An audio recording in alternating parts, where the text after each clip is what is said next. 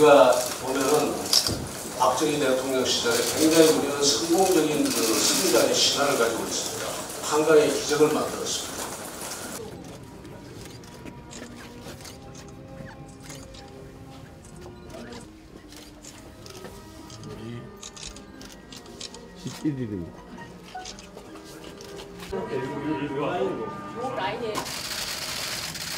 바로 다음 헌화 분양이 있겠습니다.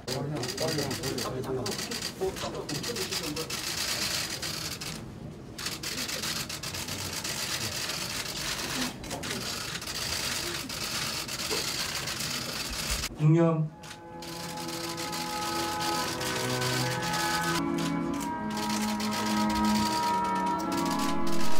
그러면서 대한민국은 국가 개입에서 성공한 나라다.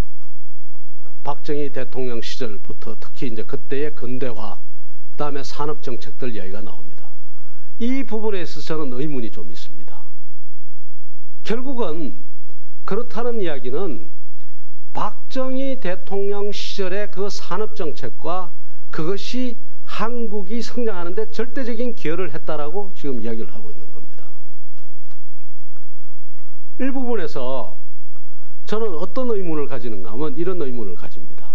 박정희 시대 때의 그 어떤 그 성장이 된 그 국가의 역할이 들어가서 성장을 했는데 그 성장의 그림자 내지는 국가의 역할을 주도적인 역할로 인해서 성장한 그 그림자가 너무 짙다는 생각은 안 해봤느냐 라는 네, 지금 의문을 가지고 있습니다.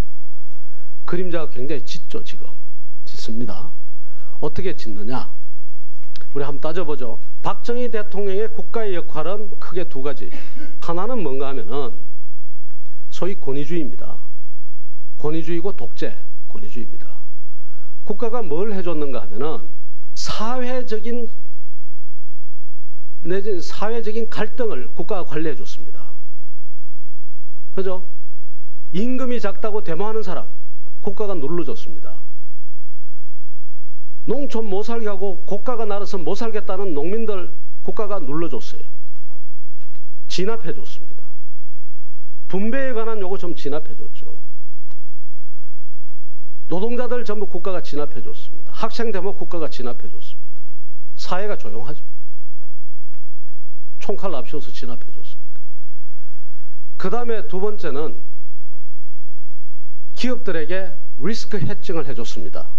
장 교수가 이야기하시는 것처럼 리스크 해칭, 말하자면 위험 부담을 들어줬다. 위험 부담을 어떻게 들어주느냐?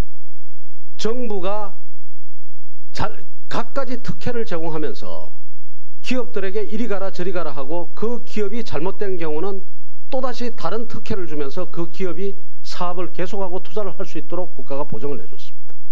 사업에 실패하면은 당신 저기 가가지고 간척지 하나 해가지고 그거 가지고 하든가 뭐 이런 식의 이제 보정을 해주는 겁니다. 돈 가진 사람이 투자 안 할 이유가 없습니다. 그것도 돈도 자기 돈도 아닙니다. 어차피 정책 금융을 통해서 정부가 금융을 땡겨서 은행 보고 돈 빌려줘 하면 빌려주는 겁니다. 그렇게 해줬죠. 그 다음에 또 리스크 해칭을 또 하나 해줬는데 부동산 정책을 통해서 리스크 해칭을 해줬습니다. 부동산 가격이 계속 올라갔거든요. 상당 부분은 의도적입니다. 의도적이거나 그냥 방치를 했습니다. 그게 어떻게 위험 부담을 들어주는 리스크 해칭이 되는가 하면 주로 보면 중소기업을 향한 것이었는데 대기업도 마찬가지지만 중소기업들은 이 부동산 관련해서 리스크 해칭에 영향을 굉장히 많이 받았습니다. 공장을 해서 망해도 땅값으로 남습니다. 그렇게 해줬거든요. 그래서 우리 사회 전체에 투자가 활성화되고 투자를 활성화 정도 되는 게 아니라 자기 자본으로는 도저히 엄두도 못 내는 대규모 사업을 레버리지를 일으켜서 은행 돈을 전부 갖다 부어서 그 사업을 한 겁니다. 그것이 저는 그 시대의 소위 말하는 산업정책이고 국가의 정책이었습니다. 그 그림자가 짙다는 제가 이야기를 드렸는데 이렇게 하면 성장합니다. 국가가 이런 적극적인 산업정책과 국가가 이런 의지를 가진 나라면 그리고 그 지도자가 어느 정도 말하자면 여기에 대해서 의지를 가지고 추진을 하면은 대체로 합니다. 장하준 교수 이야기하신 것처럼 유럽의 중상주의 국가들이 대부분 중상주의 시대에 부를 많이 축적했거든요.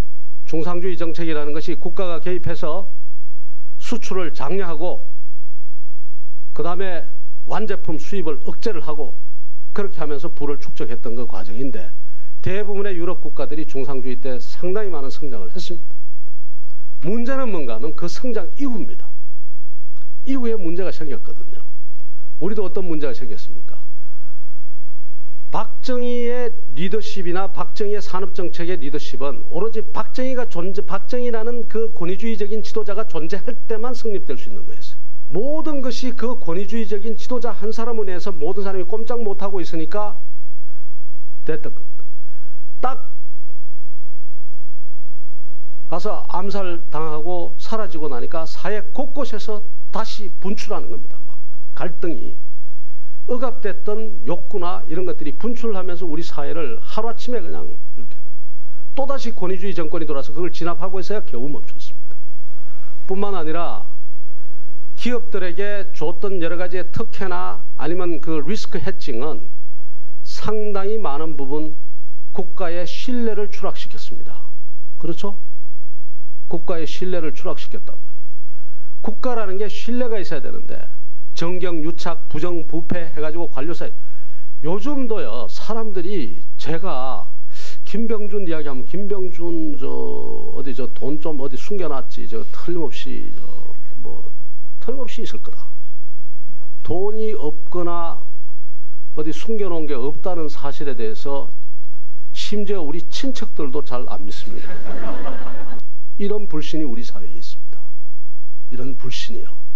그 불신이 우리 사회의 경쟁력을 엄청나게 훼손시키고 있습니다. 그러니까 이런 것들이 어디서 나왔는가 하면 다 그때 그 시절에 생겼던 것들. 부동산 가격이 앙등하면서 다시 어떻게 됐습니까? 우리 사회 리스크 해칭은 해줬지만 위험 부담은 들어줬지만 빈부 격차가 크게 일어나고 수도권에 집을 가진 사람과 광주, 대구에 집 가진 사람하고는 이런 격차가 일어나도록 만듭니다. 그것이 사회적 갈등의 요인이 되고 양극화의 요인이 되고 그림자가 상당히 짙다는 이야기입니다. 그것이 공헌을 했다고만 그 당시의 성장률만 보고서 그렇게 이야기할 수가 없는 부분이 틀림없이 있다. 그게 제 하나의 질문이고요. 두 번째는 어떤 생각이 드는가?